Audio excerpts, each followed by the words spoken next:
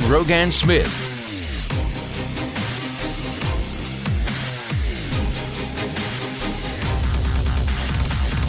Good evening, ladies and gentlemen. Ed Fields here along with Rogan Smith. Rogan. And Osprey. That's a good name, eh? Joseph Edwards or Edward Joseph. I don't know what one it is. It's one of those. Osprey. Yeah. That's right, Osprey. I'm gonna in this show we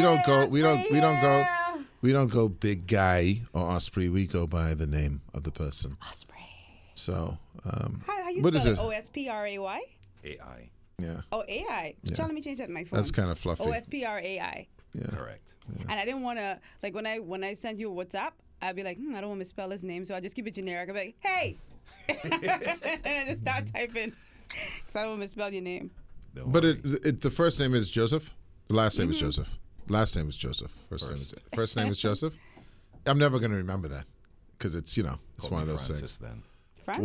What? So it's Joseph Francis Edwards. Is it Francis? Your parents had a problem with I last thought you were names, making Love Hey, I changed it. You see, I I changed got- your thing, right?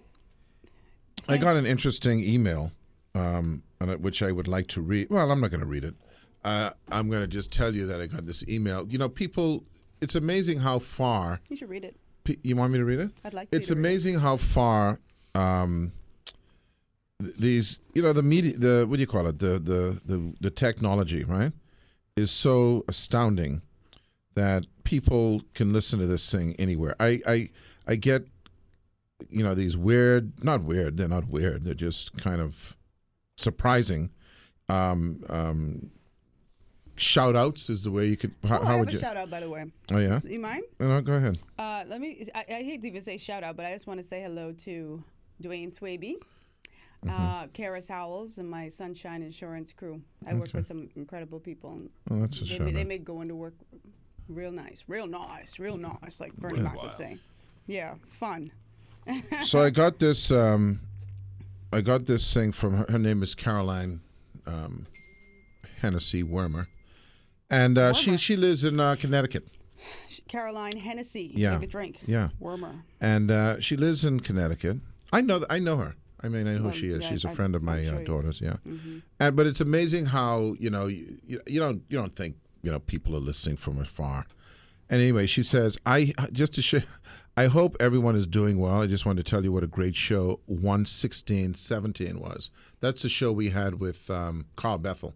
Oh, okay. And that's where I first introduced this thing with the video that I got with the guy who said people don't have any, with the kids and the millennials and all Yeah. that kind of stuff. I remember that. Anyway, she says, I'm catching up with your shows. I watched the video you posted about what's wrong with this generation. I'm guilty also. It really made me think about how much, not only myself, but Taylor, that's her daughter, is on her devices. So new rule, no devices till the weekend. And for myself, I've limited my time also. So, Taylor is a little kid. She's, 6, 7 years old. But this is to show you how, even children are growing up on those things now. It's a time. Children, and it's just changing the whole thing. So that was an interesting thing. We also got a shout out from Who da? a friend of mine from Canada. So I'm just they're amazed. tuning in over the internet. Yeah. Yeah. You asked or them to the listen? YouTube. No, I mean that's the thing. I mean, they read the post, Yeah. and I guess they, They'll say, "What is it it says coming tune in on?" on Yeah. live stream or channel 960, and I don't even do the YouTube. Some of them listen to the YouTube. I don't. I got to start, I suppose, announcing that Yeah. YouTube thing. But Well, that's no, awesome. it's just amazing. That first of all, I suppose I should feel honored, or we should feel appreciative. I'm very appreciative. That's yeah. the word, that people would take an hour and a half or some to time tune in. to listen to it, especially abroad, people who aren't even necessary. Because what I find interesting is that we were with Carl, Yeah. and we were talking about basically Bahamian politics, and someone took an interest in that, and hopefully we're explaining it enough, or we're having a conversation that's That they're able to clear follow. enough that they're Yeah. able to follow it. So, and that's good, because obviously if they can follow it, hopefully They- folks yeah, here can they follow can it. get it. And Well, like I said, even on that show, I appreciated the history that he brought to, and he always Yeah. does in any conversation. And he's one of he was the, really good. I guess he'd be like one of the 4 sons. You have the 4 fathers. The Four Sons. It'd be the four The four sons. son. Okay? So, Yeah. so I don't even know if there's such a term, but yeah, I Yeah. just invented it. No, fantastic. So you got that going on. There's one other thing I'd like to see if you could recommend. What's that? How am I able to, without losing step, because this is a variation on my fast forward, because I'm still on this, the fast forward. talking about? Remember I said I wanted to fast forward? Last week, No. first I said, if I could go back in time and have it to do all over again, would you change your approach to things? And then I said, I revised the fast forward, the going back, because that's a lot of stuff you got to go through. And you want to speed through How that? could if I could be in the same state physically, I mean, which is not great, but at least not worse. What, and mentally fast forward? And no, yeah, well, time-wise, fast forward to like 63. But you don't want to be 63. No, I'll be 63. I don't mind being 63. Well, then you're not going to be in the same physical No, and I state. want to be, but I'm saying this is a wish. So in a wish, you can do anything. You see, this is what happens in the thing. This is a You wish. create your own You can't little- you actually. create your own little time and No, your no. own little Let me every- explain in your something bubble to you. over there. Let me explain Well, something you to you. get What you your just head did. check out, but- Let me explain something. What you just did. You go. You can't fast forward and be 63 and be in the same one. No, you can't fast forward. Okay. See, that's the point I'm making. Let's go to that point. Okay. I know, right? So stop trying to define my wish. It's a wish. But I Okay. can't help you with All that right. wish, I It know. could be like I could wish like I could fast forward and be a woman. You know, but if you can't. I So talk you I would like to fast forward, and I would like to be 63, which is only a couple of years from retirement. That was what I'd said, but I have a revised thing on that. So Okay. I've gone. First it was rewind.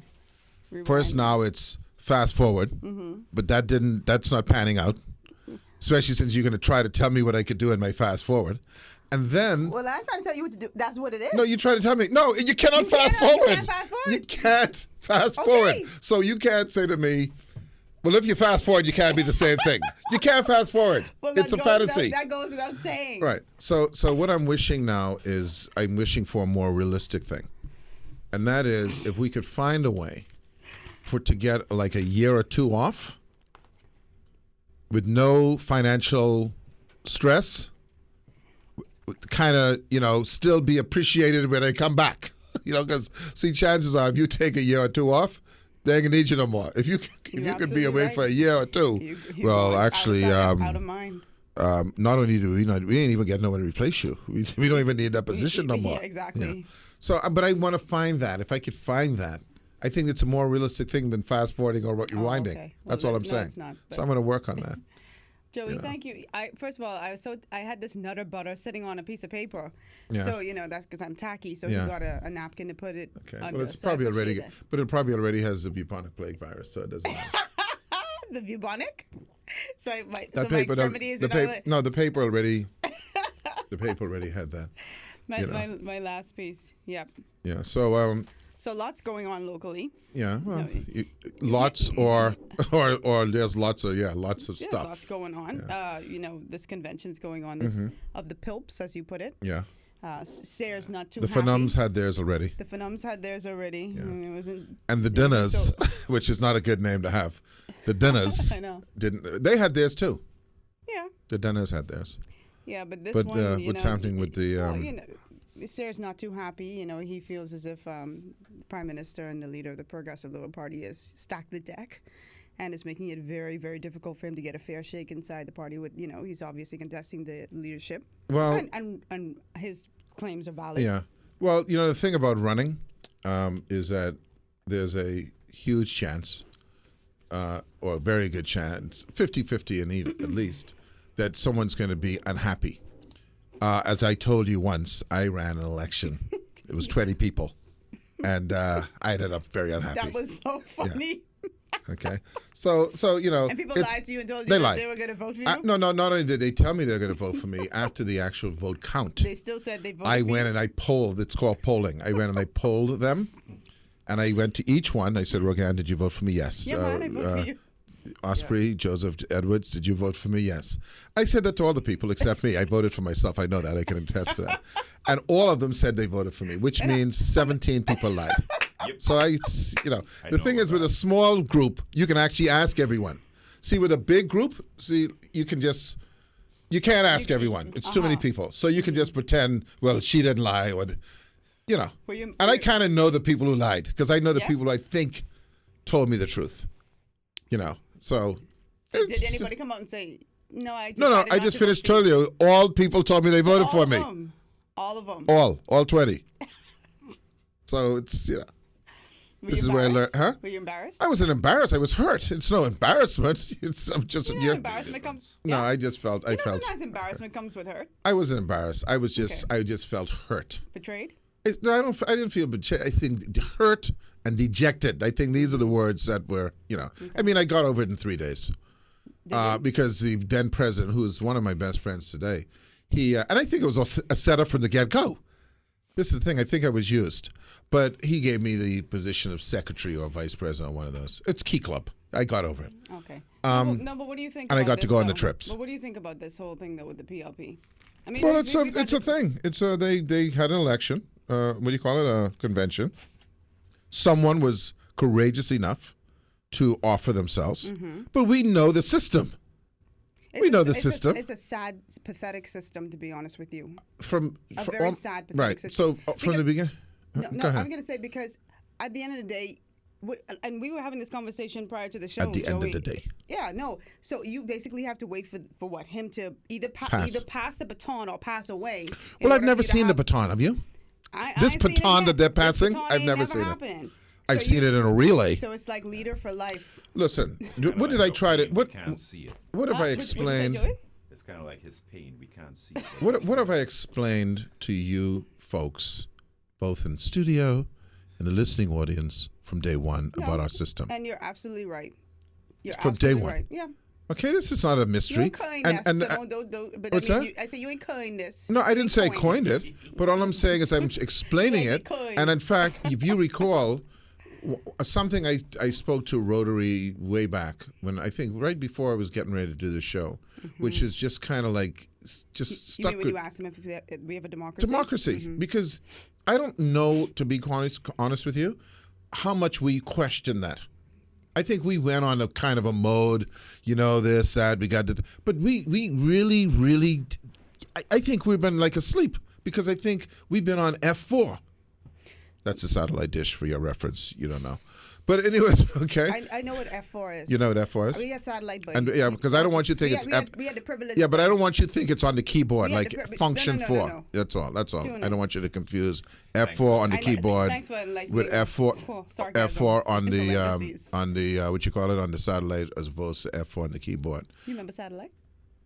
I could always tell when my neighbors were watching like dirty movies. Because I had the positioning of the satellite. That means that you know about it. Yeah, so I know about it. So what? I know. I mean, that's true. You are nasty. Everyone knows that. So, nasty girl. Okay, try. Anyway, so the bottom line is, everyone knows the system, and so this is not a surprise. Why is this a surprise? Is this surprising? I mean, you know why it's surprising? Because you would think someone would not be so obvious. Because the appointment of these 300 delegates for me at the last minute, it just seems a bit shifty. Like if you had just left those delegates there, that's okay. But with this, see what I'm saying is, first of all, it's just too obvious. I think for the first time this year, right? I honestly believe this. I could be wrong. You've been in the media. I've been in the media, and I don't know. And I can tell you my understanding. I think for the first time this year, because of the FNM debacle, people have become really conscious of this whole delegate thing. I think they were just in la la land before about what was going on. I think they just saw, you got a convention. But now everyone is very conscious because I think this has been going on forever. This appointing of delegates and all that. Yeah. So this is over? Well, because the music. Power. He telling you. Yeah. Well, I've been nosy. Usually my boy puts on some music, but he don't know the music thing. He's a different kind of guy. Yeah, but then he can't expect me to know his little moves. So anyway, we'll be back in a couple of minutes, and we'll be back and talk about the convention, along with Rogan Smith and Osprey with an AI, very suspect. Okay. Anyway, we were talking about the PLP convention, what's going on, and you're talking about the system. I first of all, I'm not in the. By the way, I don't think anyone anyone is surprised. I don't think anyone put a single penny on betting That this wouldn't that happen. wouldn't happen. Not a single person. Vegas wasn't going to take that bet.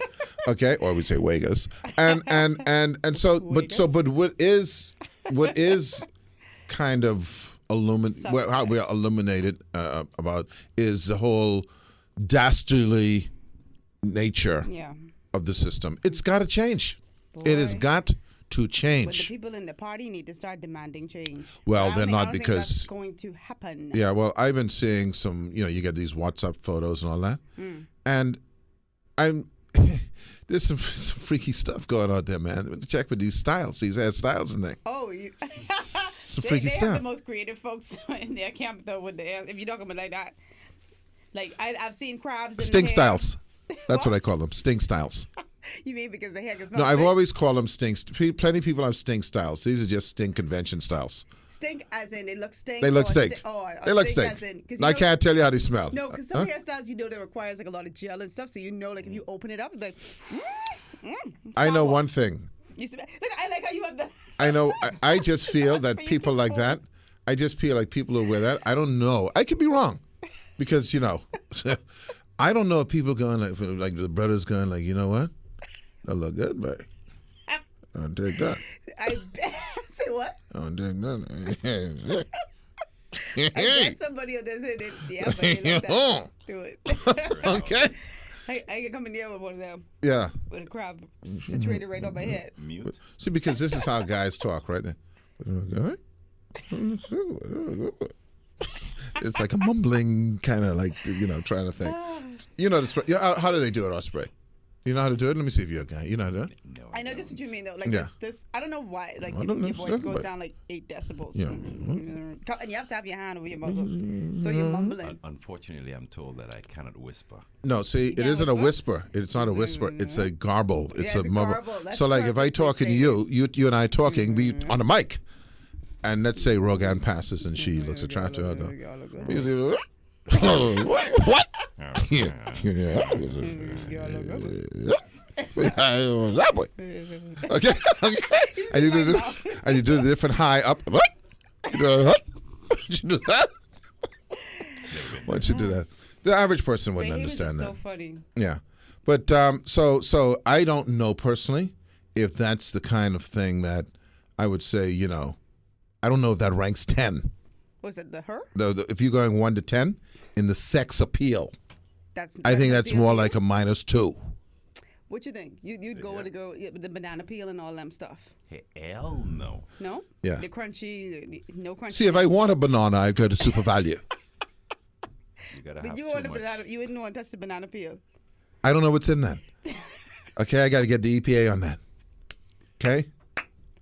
Got to A get whole lot of CDC. Imagination have to come I in got- there. And Yeah. I cannot fathom that kind of imagination to go there. Boy, Those they got people, some let me say this, imagination. and I know, again, criticism, right? But it's fine.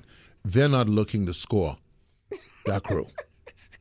They got a different motive. What's the motive? I don't know what it is, but it ain't that. They're not looking to, as they say, get married in the morning or any morning. So, okay. No, so it's. cool. But listen, they're having fun. You see the same kind of yeah, freakiness in the yeah. U.S. Yeah. convention, They man. go all out. All out. They're just trying to say, diss me now. And I'm a supporter.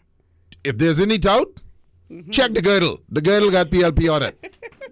No man, body pain. The Spanx. This is Spanx LP. Okay. Yeah, But anyway, yeah, so it's good stuff. But listen, to be honest with you, I've been more entranced with the Law and Order, with the Chicago Fire. But there's a lot of stuff going on. It's a convention, and it's there to what do you call it? Get to the base. Yeah.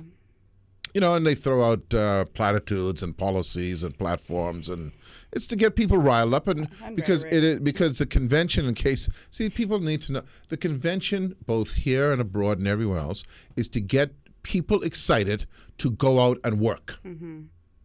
Those people are the people who are going to go out.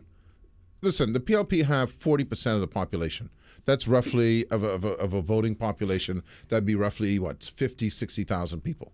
Okay, well, only about 8,000, not even 8,000. I don't know, 3,000 can fit into the room. So those are the people who are to go out and really work and canvas and volunteer and do the fish and do the fritter and do the It's very grassroots. Yeah. Well, it's the base. It's the base. It's So very you want them, and you got to get them fired up. Okay? And if they got to put on some styles and some, then that's what it takes, man. And it's a big party. Yeah. People were flying in for it. Well, they're from the island. Mm-hmm. Yeah. Lots of people came from Exuma. Yeah, but you got to go to a convention, boy. Mm-hmm. That's like, Now, I guess when you're in the family islands, like that's a hot. now that's a let me hot tell you. ticket. Now, I mean, there's like, you know what there's I mean? one That's a thing hot that I must comment on, event. and that's Brother Key. I have to comment on Brother Key. Let me tell you something. Go ahead. I let you comment. I don't know what to say. It's just a comment. I have to comment, but I don't know what to What's say. the comment? Well, see, here's the deal. I don't know that I welcome Brother Key in my. How do you? Consummate flip flopper. I think we passed flip flop. I think we on like a boot. I don't know if it's flip flop. You can watch on the big screen out here, but I can't have you in the front row. No, but see, but people they love that.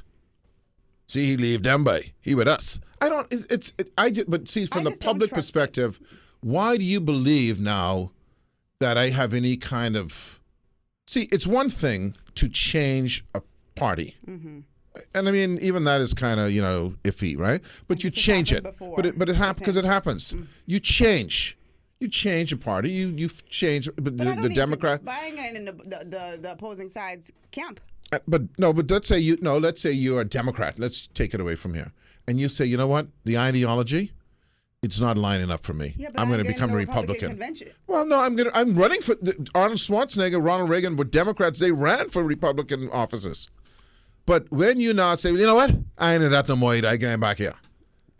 My point about the flip flopping. Yeah. To my point. Because about one it, is a flip, the other is the flop, right? It's just not authentic, and I It's- can't trust it. And I just You go, why? like, You have to question yourself, why? What's rather in it for than you? welcoming, I start to look with like a side eye, like you're Well, okay. I tell you what's interesting is that the people on the Finums will also wonder.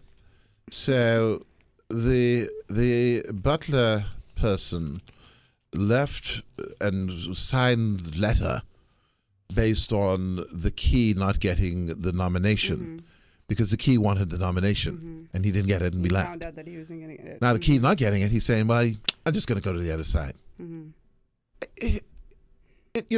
Here's the sad part, and we make sport of it, but here's the sad part. Are we that, do they think that little of us? Us, the public. The public. Are we that lowly in our capacity to think and not see? Yeah, what's happening, And and not be turned off by that. and sadly, the answer must be yes, because they do it and get away with it. Yeah. So that's why I always go back to this thing about how much of us, how much of it is our fault because we allow it, we accept it. Because otherwise, if it was completely and utterly unacceptable to where someone felt like it would be to their detriment, they probably wouldn't do it, right? Possibly. You know what I'm saying? Yeah, I do you understand. weigh the. Yeah. But if you know that there's welcoming arms on the other end, you're not reluctant to not go. You're gonna go. towards it. John.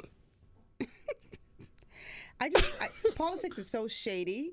No, it's stink. It's so shady. Shady man. is a tree that gives you respite from the sun. It's shady with plenty coconuts Okay? to drop on your head. This is sewage. This ain't shady. Give you brain hemorrhage. This is surge. No man. Yeah, the Surge. sludge. See, like I said, shady to me is like, The- oh, it's so hot out there. Let me go under this shady tree. No, don't think of it that way. Think That's of it, too think nice. Of it as suspect, and it's just. I just give it. I think the word I side eye. used earlier was a good word. Dastardly. It's just a funny business to be in. What? Oh, It's you a like that funny word? business. It's It's a funny no, business. It's very. I mean, I don't understand the draw to it. I mean, people who say they want to make a change, I'd rather do so Let as me a t- private citizen. Let me. than We to have get only involved. 1 minute, so let me say what this time to you is it because flying? we're gonna repeat a lot of things over the next couple of months or whatever. Remember what I told you? Whoever been in the Air Force One? If you go in that I've never been in the Air Force One. But you won't. But go if you in the Air Force One, Ain't no And you're just way. sitting there and they say, well, This cozy. so Mr. President, And they calling you Mr. President. where would you like to go? And they're saluting you. Do we have to speak to the leader of Tahiti? Let's go there. Once you've been in that It's hard to let scene, it go. is there another? Let me ask you a question, and I'm going to go right to commercial on this. You think you can go from Air Force One To to Bahamas Delta? Air. To Bahamas Air. No, you can't use Bahamas Air. That's not the same people. Yeah. That would be from whatever.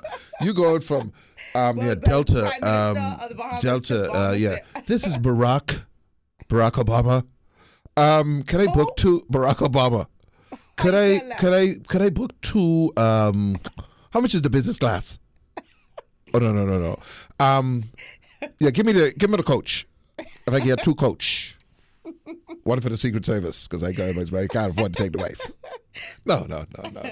You don't give that up. How do Barack and how do those people travel after that? They have friends' planes. That's what it is. Maybe that's what it is. That's what it is. They can.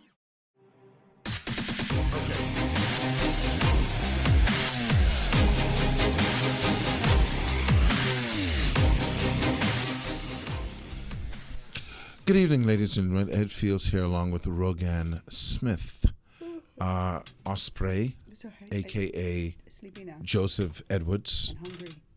or Edward Joseph. What is it? It's Joseph Edwards. Joey, that's right. So remember Joey and then you Edward remember or Edwards? Edwards. Edwards? Yeah, you can't have Edward. That would sound weird. Joseph Edward. Yeah, that sounds right. Yeah, okay. So we have that, and we have as our special guest, as I refer to him, economist laureate. And the reason one refers to him as that is because Mr. Rupert Pinder, I think, is rivaling many of our guests in terms of the number of times he's been invited to the show. He's a regular now. And because, it's very rare, and this is very serious, and hopefully with the University of Bahamas coming on stream, that more and more persons like call Mr. upon him Pinder will for his be able expertise. we'll be able to call upon because they know what they're talking about. So it's just not guesswork. And people should listen to this stuff because, a lot of numbers are thrown out there, a lot of statements are thrown out there, but it's just kind of like, willy-nilly thrown out there. But we have the pleasure of having Mr. Rupert Pinder, who is an economist. You are at the college, you are at the university, is that correct, Mr. Pinder? That's right. And He's the economist version of Kendrick. When you asked him just now, and he did this. Yeah, All you well, do it's is a whole throw- other story. All you do is do his thumb This up. is what I'm waiting for. I'm going to pre-announce it. He's going to be upset with me. It's a dance with Rupert. What's going to happen is Rupert is going to start off very calm, and then at some point, something is going to trigger. Something's going to trigger, and then Rupert is going to say, "Listen, enough is enough." All right, now, and he's got that little smirk that he's got going on. Rupert, listen. First of all, Happy New Year to you. Happy New Year to both of you. Yeah, it's not enough. Calm, Rupert. Don't do this to me, man. You kill me. All right, listen. It's the economy and economics is not a subject that the average Bahamian, for that matter, average world citizen, but the average Bahamian, delves into. No. Okay. And Or unfortunately, understands. and unfortunately, it's something that when you think about it, it's not. You hear it all the time in developed countries, whether it's U.S., Britain, Europe, Canada. People talk about the economy and economic theory. I want to ask you a basic question before we get into some specifics. In a country like ours, and I may have asked you this before, but if I have, we'll repeat the answer. In a country such as ours, we just had Franklin Wilson on earlier in the week. We talk about the management of an economy versus the driving of an economy. So if you're in the U.S. or developing country, there's economic theory and economic policy that tends to impact a lot of things. In our country, while certainly government policy can impact things, aren't we responding to global economies? Well, that's pretty loaded. Eh? Well, One of the things I would say here is that the Bahamian economy is generally characterized as a small, open economy. And that obviously has an impact in terms of how we conduct economic policy, if you wish, right? Small in the sense that when you small in the sense in terms of a player, in the global scheme of things. I mean, we are very much small player, and so therefore we cannot impact things such as world prices. Unlike in the case of the United States, where it is, the cliche that when the United States sneezes, the rest of the world catches a cold, because you have one country that accounts for, I think, approximately 20% of global trade. In the case of the United States, I mean, the Bahamas is a very small economy.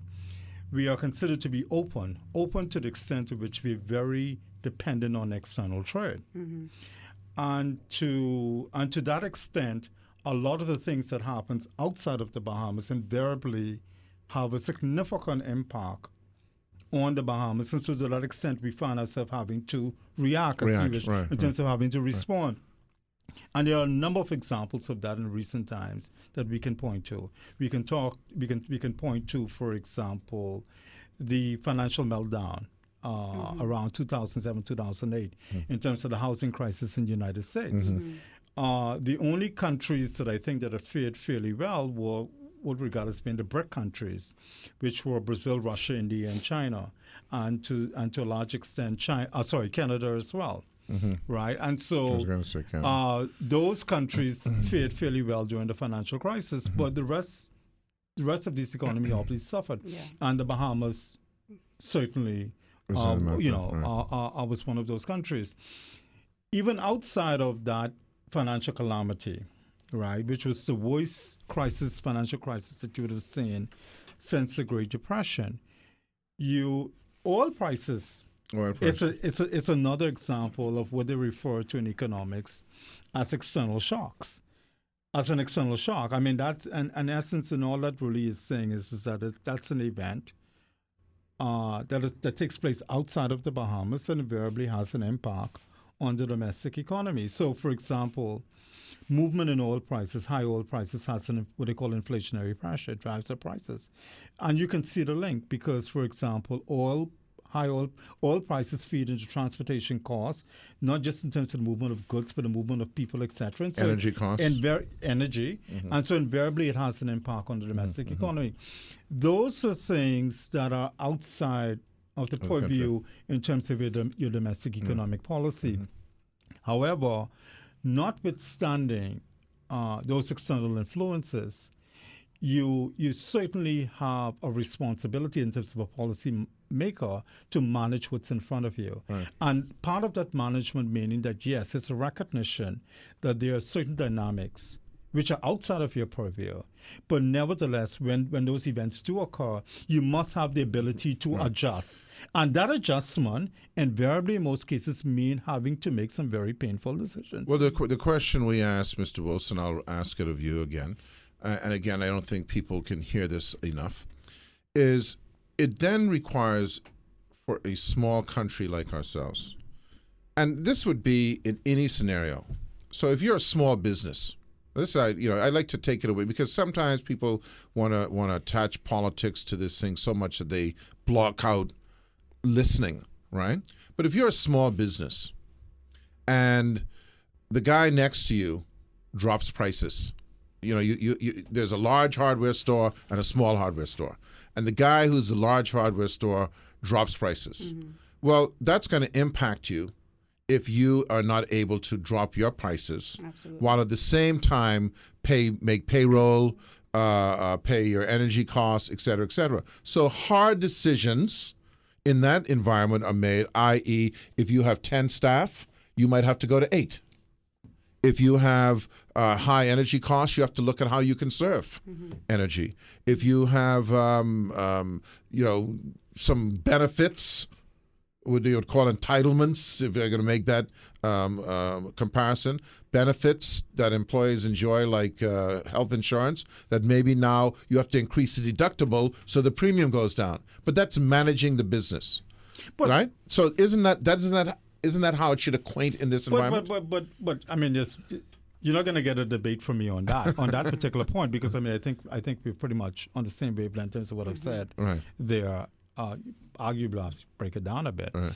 but in a sense that, and what we're all talking about here are the adjustments, Right. and that is in terms of not continuing as business as usual, because you now have an event, right, that is taking place external. If you look at it on a micro level in terms of your business, this is an event or a series of events that have taken place outside of your business that are impacting your business that now has forced you to respond, and the response comes by way of the adjustments.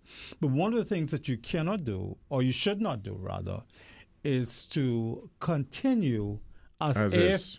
it is business as usual. Right. I think generally speaking, I mean, you know, and even in terms of my own personal life, I've come to realize certain things, is that there are certain decisions that you will make from time to time that may not necessarily make you very popular, in a sense that you may not necessarily be well liked for those decisions that you make. But certainly among rational, sensible people, you would get that level of respect. Right.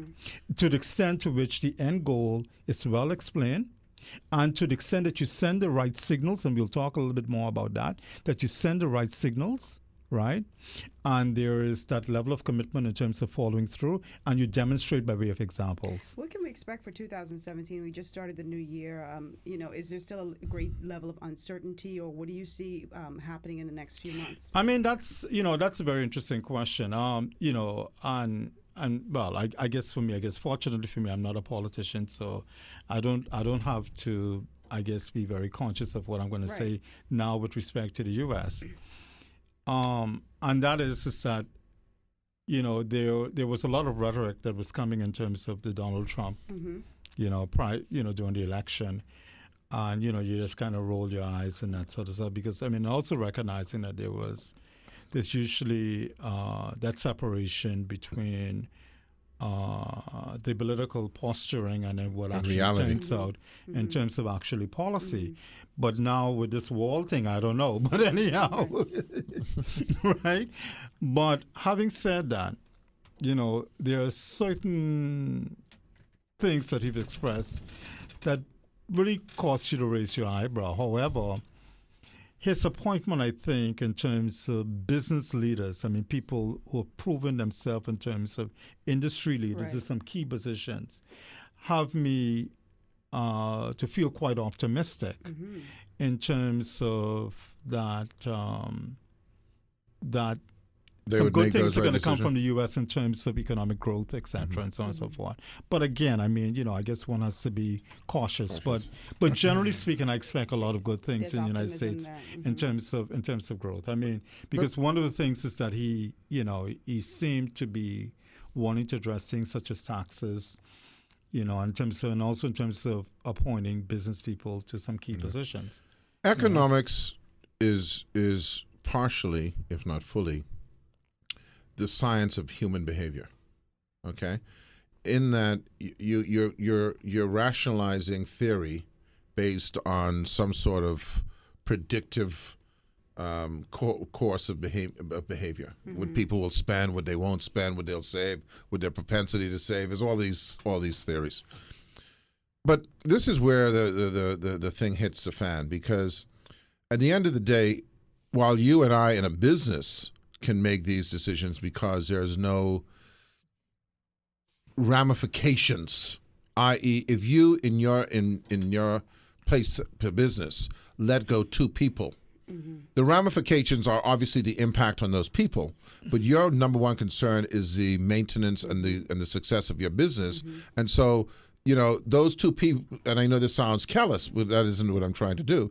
The implications of those 2 people on your success actually, by releasing them, is positive. Whereas in the political arena, that's detrimental. Okay, to the group. the releasing of people, the impact of people detrimentally, or the negative impact on people could be detrimental to your continued success as a government politician or elected official. So how does this now? How do we get past that? Okay, because obviously there's a huge amount of altruism that has to be played into that, where I don't care about losing my Right. political position or my elected position. What I care about is the Ensure the sensible country's management of the country. Well, I mean, I guess still you have it in terms of having to manage those complex set of dynamics, and you've mentioned, and the politicians. I'll give you an example. I remember in the early days, and I won't call any names, but I think even in the absence of names, I think I'll make my point. I remember as a very young officer in the Ministry of Finance some years ago, and this was many years ago. This was talking like in the very, very early 90s. I remember having to go through several budget exercises where you were looking in terms of how you can cut expenditures and that sort of stuff. And of course, one of the things, at that time, and I'm talking like around 92, 93 thereabouts. Yeah. Certainly I think it was before 94. Whereby one of the things I think the government at that time was looking in terms of how they can hold the line in terms of hiring. They had a freeze on hiring. And the whole idea is obviously in terms of being able to contain the wage bill of the civil service. And entitlements, yeah. Right? And when you look at these things on paper, it sounds very good. You cut, you say, well, hey, look, I mean, we can't hire Rogan, because this would add X amount of dollars to the budget, etc. And you multiply Rogan by 50 other people, and you say, well, fine. And I remember one morning walking into the Cecil Wallace Whitfield Center, and this person was engaging with a minister who had some responsibility for finance. And there she was crying with 5 children, and begging the minister, I need to feed my children. Can you at least give me a job, if only to clean the toilets? Right? And then that is where it really hit me, that when you have to make these decisions in terms of moving numbers around, this is actually people's lives that are at stake. And the question is, from what I remember, I think that person was given something to do. Right. But the point I want to make here is that, yes, you have to look in terms of the greater good of the country, but then you also have to make decisions based on human lives and in terms of people's lives. And the thing about it here is that you cannot send that person home and say, well, go home because tomorrow the economy will grow. No, they or need the food now. tomorrow we have this big investor who's just broke ground and so on and so forth. This person needs to eat today. Times and so 50. those are sort of decisions that you have to make.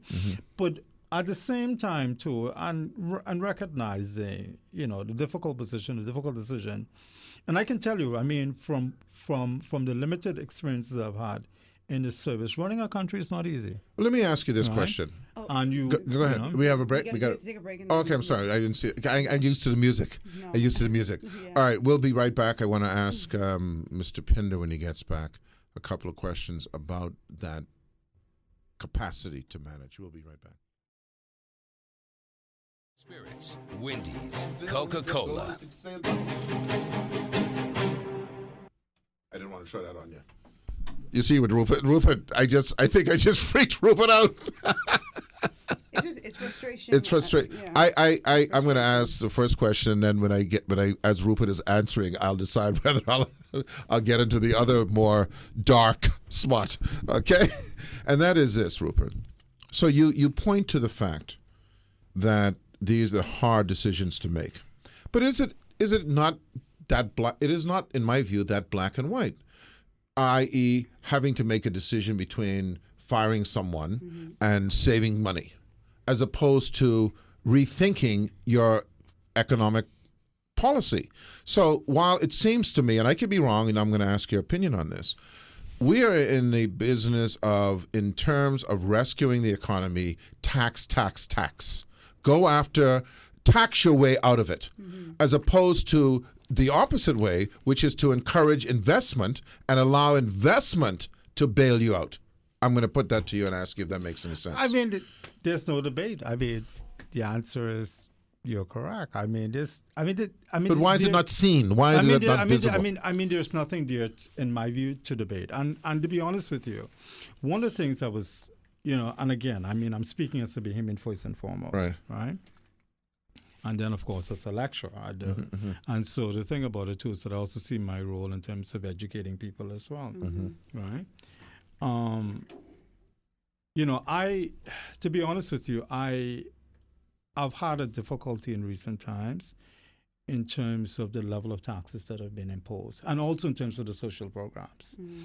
A lot of these things are nice to have, and they sound very good, and the rally cry, etc. They're very good, but you have to think about the long-term implications, because every time that you decide to impose some social program, there is a cost associated with that. There's a cost in terms of having to finance it. Now, and then not to interrupt you, what is the motivation behind that social program?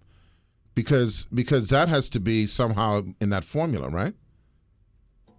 One of the things that that we know all too well is that our current tax structure places a disproportion of the burden of taxation of persons at the low end.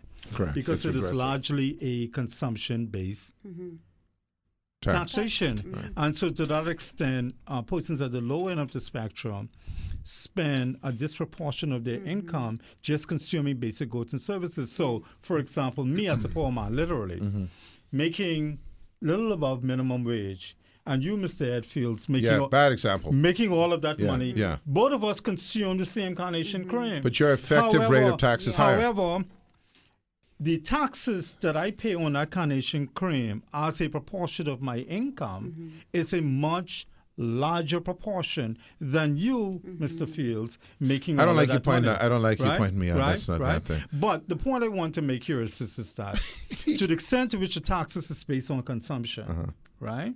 It places more of the tax burden It's for regressive. persons at the lower end of the spectrum.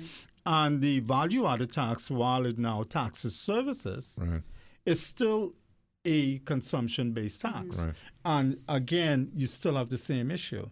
I mean, it addresses some of the other issue from a trade perspective, which I won't get into. But Well, again, you have even in that, and again, I don't know how that balances out, but you have the capacity to manage that. For instance, you can make exempt, as in many states in the United States with sales tax, they make exempt food, medicine, clothing, so the basic needs that one might have, they can exempt from that. So you can even manage the regressiveness of a tax. I mean, and again, I'm not going to dispute that in terms of the exemption, although there's another school of thought in terms of the whole idea, in terms of doing it the way that they have done, is for the issue of simplicity. Right. And that's fine in terms of a lower value-added tax. But I think what is fundamental in terms of a more broader issue, and that is to ensure that your taxation or your tax policies is such that it encourages growth within the economy. So whatever underlying policy that you have to pursue, right? Yeah. You have to ensure that you do not compromise the prospects for growth, because that is important. Because I will tell you something else. Sure. I will tell you something else. Rather than going and nickeling and diming everyone to try to squeeze every dollar, etc., and granted, there's a need to ensure a greater level of compliance. But to the extent to which you can get the economy to grow, you create what is known in economics as revenue buoyancy. And that is a growth in your revenues that comes from growth within your economy. So, for example, to the extent to which you drew the example in terms of a private entity, but to the extent to which you have a comprehensive tax policy, one that sets out in terms of increasing the prospects for growth at the same time, and to the extent to which you increase the level of investment, put more people to employ, to work, etc., then you create more economic activity and you actually increase the level of taxes. Ronald Reagan, one of his advisors, in fact, they've created what they call the Laffer curve. And one of the things that, as part of Reaganomics, that they found is that in some cases, reducing the tax burden in some areas, right, increases the volume. actually increase the Of course. level of revenue becomes Consumption it- increases. there's a point of inflection there. But one of the things, I mean, to be honest with you, I'm very much concerned about this notion of tax, and this notion of creating more and more safety nets. Because to me, as you create more and more safety nets, you have to look in terms of how you can create more and more revenues. And at the same time, the question is whether or not you're stifling growth or impeding growth And by you are. doing so. And you are, because if you create a safety net, and let's just take the most obvious one, a welfare program. Well, essentially what you're doing is you're saying to that person, you're not a part of the economy, we will take care of you. Right. Okay, we will provide for you. And obviously there are circumstances where that should happen, an elderly, retiree, et cetera, et cetera. But when you take that person and now they're not a part of the economy, someone is paying for them. So that now means that someone is paying for two people. I have to pay for me and for you. Yeah. Okay? As opposed to we both paying our own way. And the way to get that person to pay their own way is for me to be able to not pay for you, but to provide you a job. Because now the money that I've saved in a very micro sense as a business, I'm able to reinvest, grow my business, and then provide you with a job. And now we don't need a safety net for you. Okay? But so this is a philosophical issue, because what I don't understand, this is simple math. If I have an item that is taxed at 50%, and as a result of the cost and my propensity my capacity to be able to buy that item, I buy one item because I have to buy it. I buy one item, an item of clothing, say. Now, you get the 50% off of that one item. Now, if I now reduce that by, say, 30%, I now can buy more of that item, three perhaps, and now if that item is a 20% tax, you're now getting $60 from me instead of $50. It just seems that it's simple math to me. The question is, Rupert, is why then is this simple math not employed? If you and I are in a scenario where you see that 1 + 1 is 2 and 2 + 2 is 4, well, you're going to choose 2 + 2, not 1 + 1. So why do we not recognize this? You see, and this is where the frustration comes in, right? We as Bahamians, people like the Rupert Pinders of the world, Rogan, who are experts in their field, people like Rogan Smith, who is an expert in journalism, or Osprey, who is an expert in what he does. It seems as if expertise and capacity is ignored. And I think that's what is the underlying basis of the frustration in this country. Does that make any sense at all to any of you? I don't see a point of disagreement from my perspective. I remember reading a few months ago, and this is about investment, with Sir Franklin Wilson. I think he was doing an interview with the Tribune, and he was talking about ways to sort of shake off this economic malaise that we find ourselves in. And he bemoaned the fact that we have a lot of Bahamians who have money, but they're very averse to taking risks. They don't want to put their own money up. We look for foreign investments to come inside of investors to come inside of the country to sort of stimulate things. How do we get those individuals with money to sort of reprogram themselves to say, okay, I want to invest in the country and take a risk? How do we go about doing that? Boy, that's a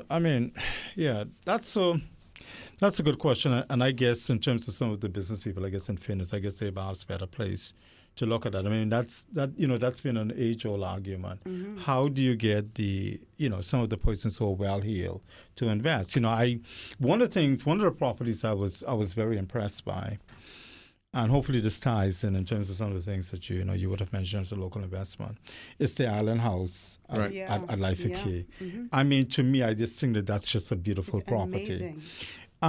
And again, I guess I went to that property on a few occasions, right? Or the restaurant as well, but particularly in terms of the hotel property. And I guess what stands out for me is that for the little that I know, I think it's largely local investment, all local investment, 100%, all local investment.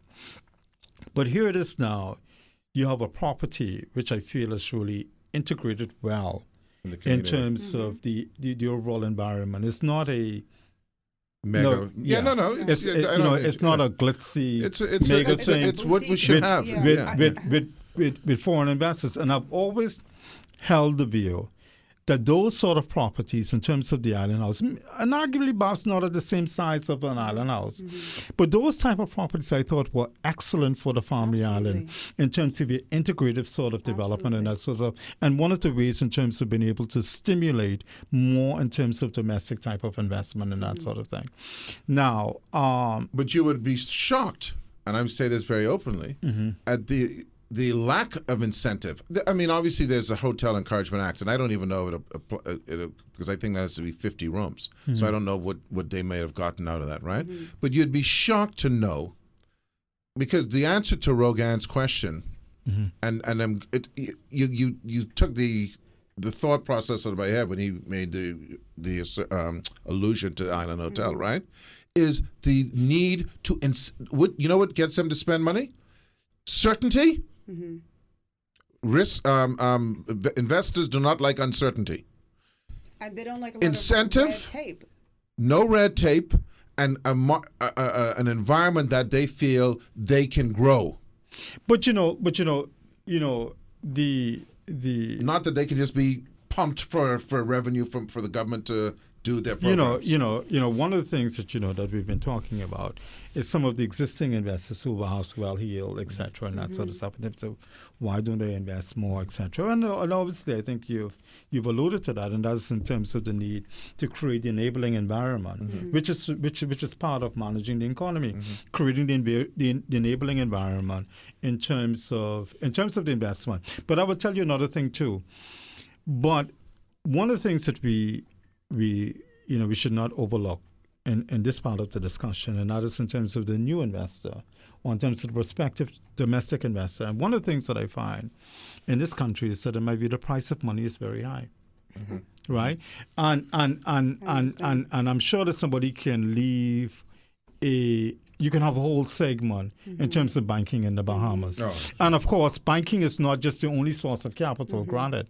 One of the things that I was hoping is that when BISIX was established, I think more than 10 years ago or so, one of the things I was thinking is that the local exchange, the Bahamas International Stock Exchange, would have been used in terms of a vehicle to be able to provide funding for startups and that sort of, so somebody having a very good idea, etc. And to date, from what I can see, I mean, that hasn't happened. I don't know, in terms of where they are with that. But certainly if you were to look in terms of the traditional forms or traditional avenues in terms of financing. Do you know how expensive the cost of money is in this country? It's very, very costly in terms of the price of money.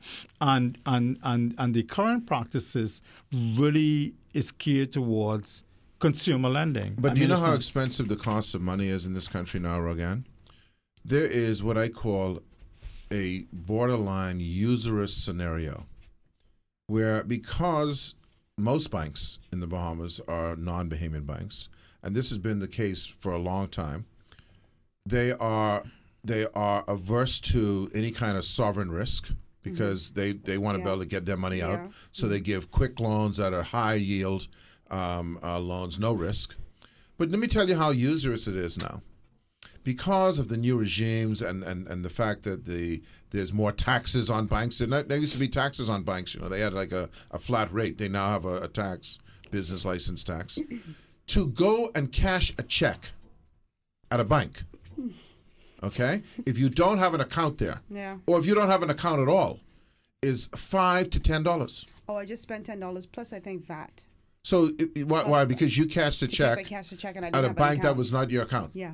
So I say to the I think bank, that is I made ridiculous. this question to them. I said, so if I give Rogan a check and she goes to my bank with my account in it, Why am because she has a banking account at another bank, why are you charging her $5? Exactly. And the answer to me was, because we have to go through getting ID. I said, no, that's garbage. That's because you trash. know what? Even in my own bank, I have to present provide ID. Exactly. Thank you. There is no cost to you And here's the It's just a real way to- it's just a ridiculous way to argument. make money. Okay, and this is why we have to change as a people. And here's the real ridiculous argument. They will tell you that this is a way to mitigate their risk. So how is that possible? You go in to cash a check for $250. They And charge you you're $5. They get your ID. It's false because that's your concern. It's false ID. So they just lost $245. How did they avert risk? So even their rationales make no It sense. makes no sense. Okay. If they want to say, okay, we're trying to drive business out of the bank because we want to cut costs, well, fine. At least you got a reason. But don't come up with this risk thing. There's no more risk there. But the point I'm making to you, Rupert, is this: why? And this is why, again, I want to for the next 5 minutes, I want to harp on this because someone has to unlock this mystery. Okay, the answers are there. We have an economy that is failing. You stated at the outset of this program that what you don't do in a changing economic environment is do business as usual. That was your premise. Our mode has been to continue to tax. That's business as usual.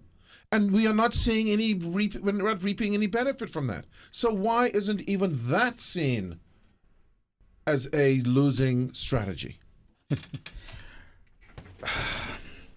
One of the things that I find here is that I think from a public policy standpoint, somehow we have to do a better job in terms of educating and informing our people, and also in terms of how they make use of information. Somehow we have to find a way to do that.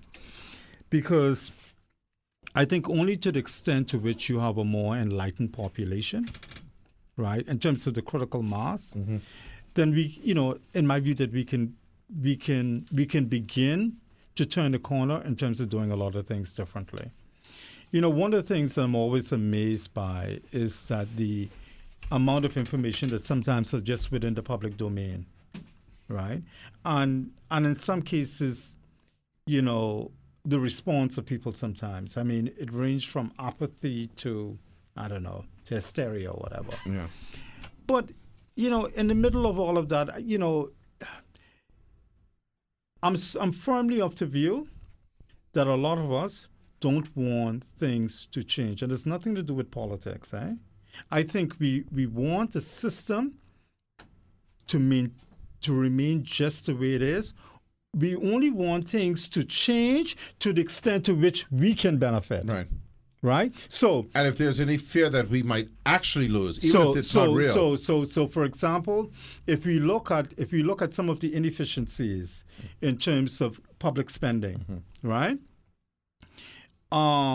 We don't have a problem to the extent to which we benefit to the exclusion of you. All right, I'm going to hold it right there. We're going to take a break, and we'll be right back. Feel the music. 96.1 KISS FM. Good evening, ladies and gentlemen. Ed Fields here along with Rupert Pinder, Rogan Smith, and Osprey AI. Rupert, my friend, my expert economist.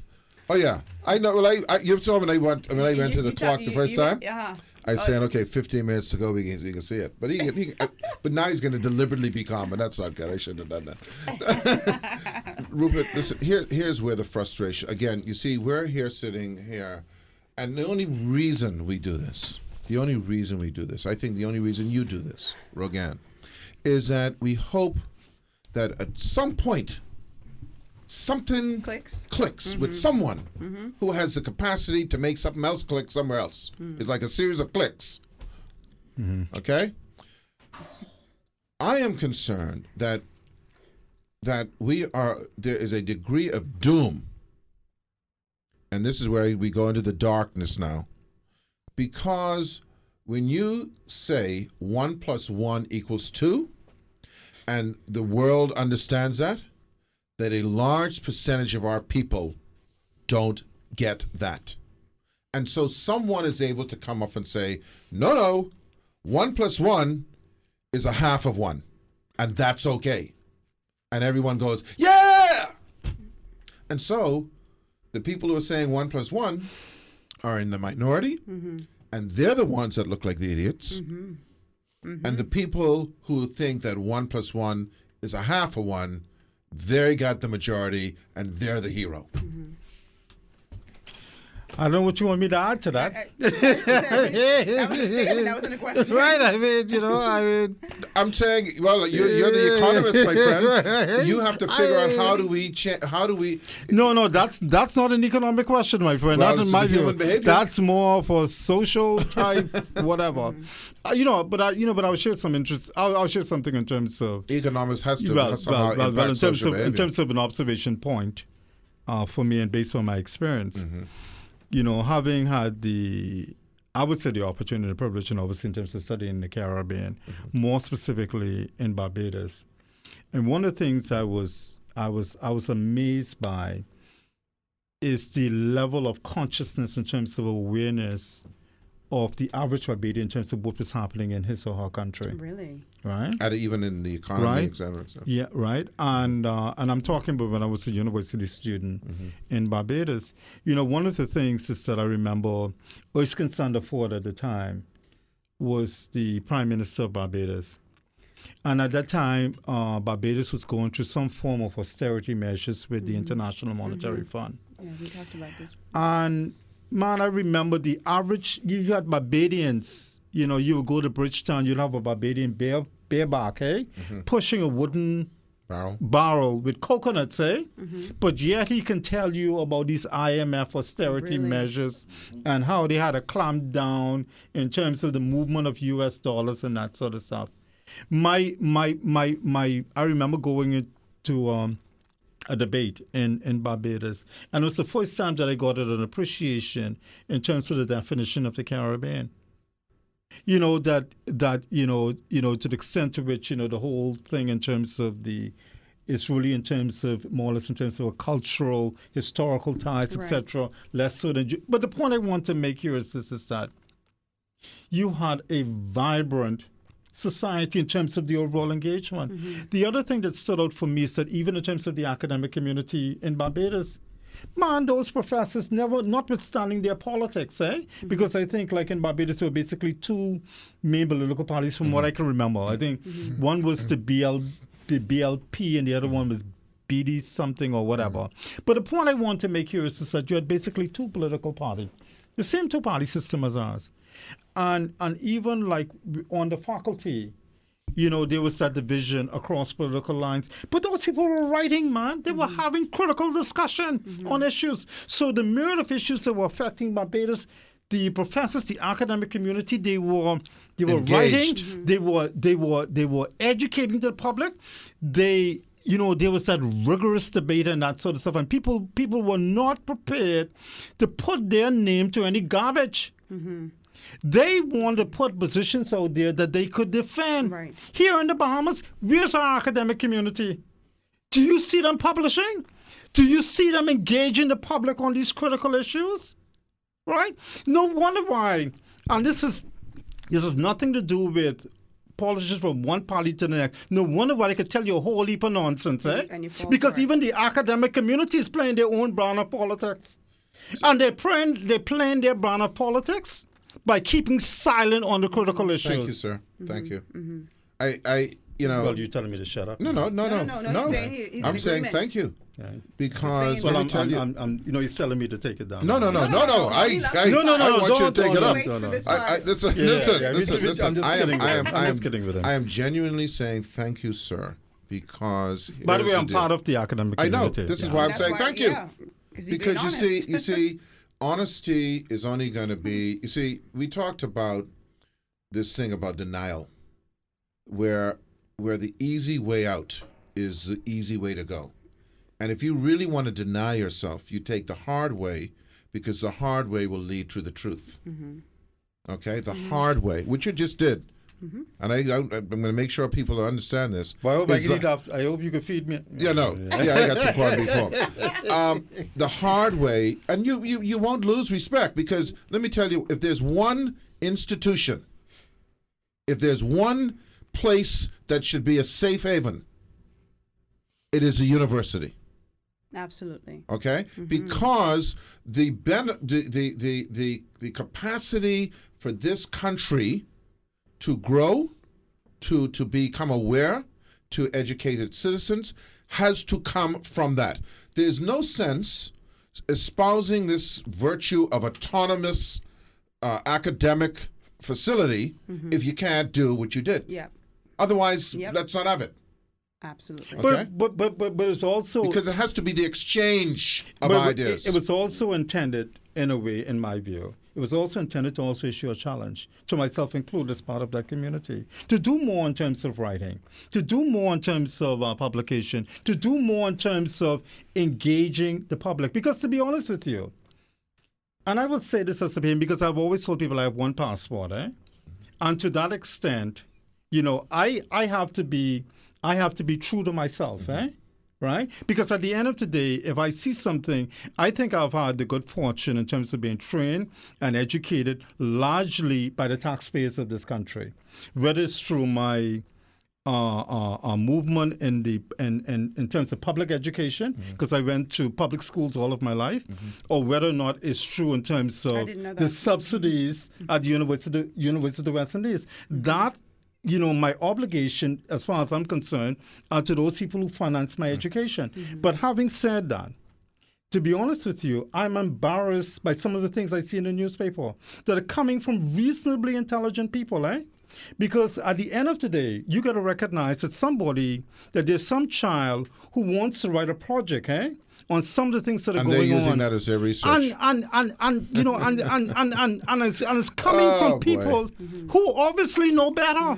Listen. And the academic community and all of this is just keeping silent. And so if somebody don't know any better and they see these things and you remain silent, as far as they're concerned, this must be something factual. And here's the insidious thing. Because of our polarization politically, if Rupert is blue and he say something, and I'm blue, I go with you. Yeah.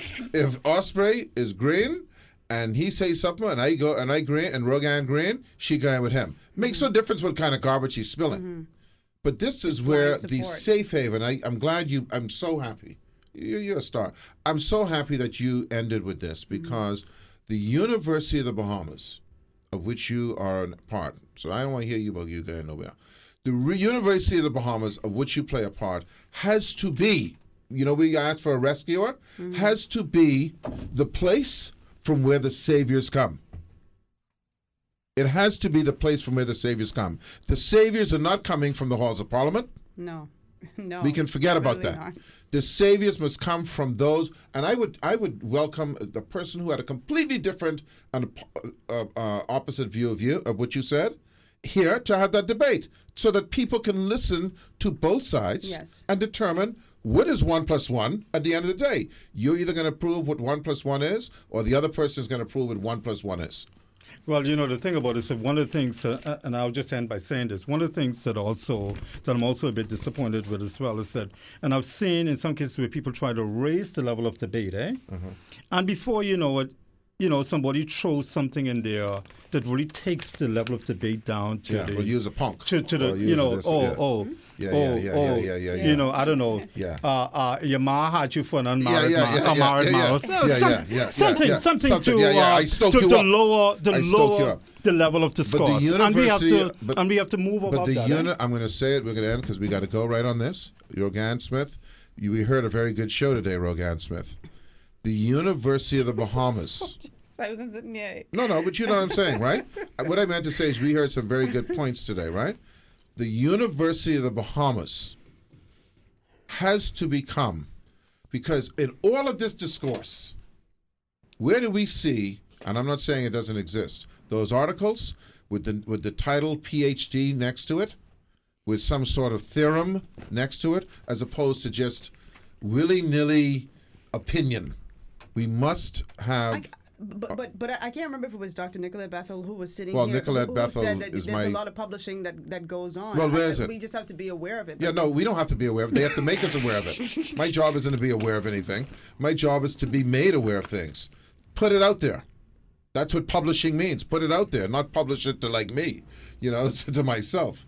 Rupert, listen, you know you're coming back, so relax yourself. no. Yeah. What are you saying? Well, What'd you say? I What'd do you have a say? day. I have a day job. you Yeah, know. but You're listen. taking So your let me, no. I have a day job. You know?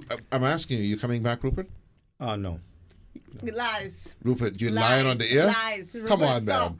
stop. Don't do that to us. Lies. You're coming back. Okay, no, this is what he don't want. He don't want me to ask him. Yeah, You're he coming wants- back. We can tell you when you're coming back. All right. Well, Thank you. you've been doing that throughout the show. You've been telling me. You understand what I'm saying? And then you answer, well, what do you think? You know what I mean? You've been listening to Ed Fields Live. Tune in every Monday and Thursday at 5:30 p.m. on KISS 96.1. Thank you, Rogan Smith, and thank you, Astrid. 96.1.